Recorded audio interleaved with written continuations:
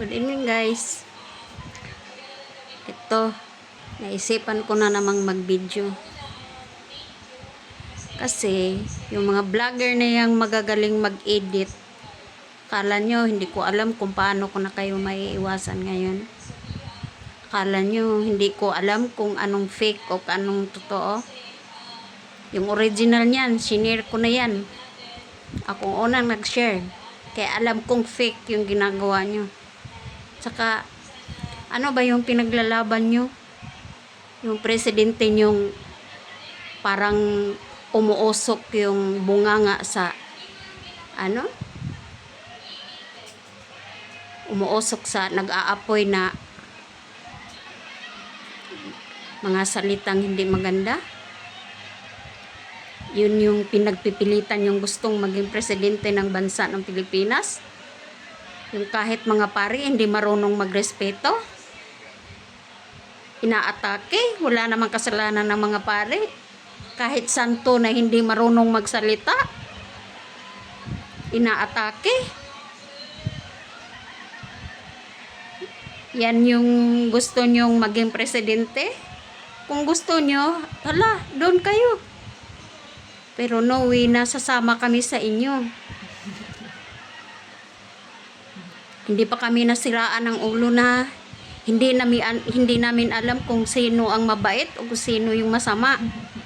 Imaginin mo lang. Ano yung sinabi niya? Yung South China Sea, pamigay niya dahil tubig lang. Ang galing. Paano yung mga tao doon mabubuhay nga umaasa doon sa mga isda? Yung mga taga-isla, ano ba yung kabuhayan nila? Para din yan silang taga-bundok. Nga nabubuhay lang sa pagtatanim. Sila din nabubuhay sa pangingisda. Saka mabuti pa yung mga militar. Handa pang lumaban. Para lang sa karapatan. Tapos siya ipamigay lang. Tapos gusto nyo nga maging presidente. Dapat, kung gusto niyang maging presidente pala, nung pagkakataon nga nasa kamay niya, hindi niya hinahayaang mawala. Pero anong ginawa niya? Ang daming mga Katoliko na bumoto sa kanya. Kahit nga kamag-anak ko. Pero ako talaga hindi bumoto sa kanya kasi alam ko na, nahulaan ko na kung anong klase siyang tao. Yung pagmumura lang niya. Yung putang ina. Sino yung minumura niya? Mismo nanay niya.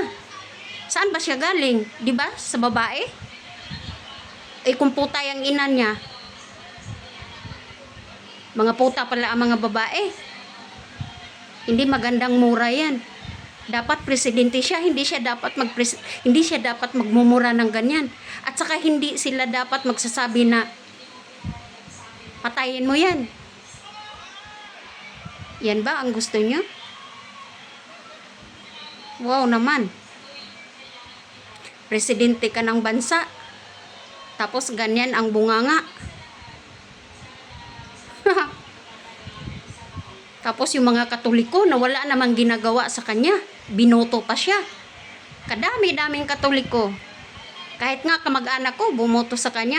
Pero ako, si Pacquiao yung binoto ko noon, nung panahon ng botohan ng eleksyon na siya yung naging presidente. Hindi ako bumoto sa kanya. Pero mga kamag-anak ko, binoto siya. Dahil akala niya, pwede siyang masandalan. Pwede siyang maasahan. Pero hindi. Dahil sa kanya, puro kamalasan. COVID-19, sumalubong ka agad. Nang dahil nga sa kanya, nabaon na ako sa utang. Sa pagkalugi sa negosyong baboy. Puro kamalasan ang dala-dala niya. Tapos, yan gusto niya pagsiksikan. Hindi marunong gumalang. Dapat, kung maging presidente siya, hindi niya dapat awayin. Dapat, yung presidente, handang parang ama. Ama siya ng Pilipinas. Parang isang pamilya. Tapos, inaaway niya yung iba niyang mga anak. Karapat dapat ba yan maging ama sa bansa? Hindi. Kinakalaban niya yung iba. Tapos minamahal niya yung mga pulis. Dahil gusto niyang sunod-sunuran sa kanya. Tingnan nyo, yung sumunod sa kanya, sa yapak, sa mga utos niya. Nasaan ngayon ang mga pulis? Andun, nakakulong. Mayroon bang Duterte na tumulong sa kanya? Sa kanila? Naging masama sila na dahil sa kanya. Dahil sa mga utos niya. Tapos yung pinapapatay niya mga drug addict, biktima din yan sila. Inosente din yan sila. Ang dami pang nadadamay.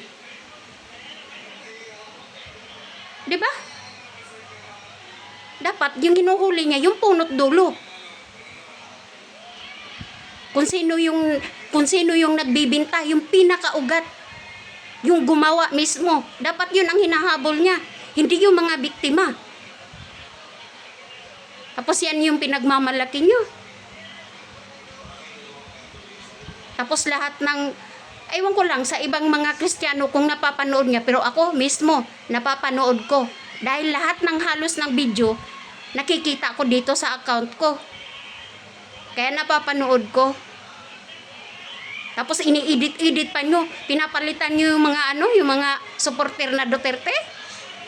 Pinapalitan pa nyo yung mga video. Uy, walang masama nga nagtatagumpay.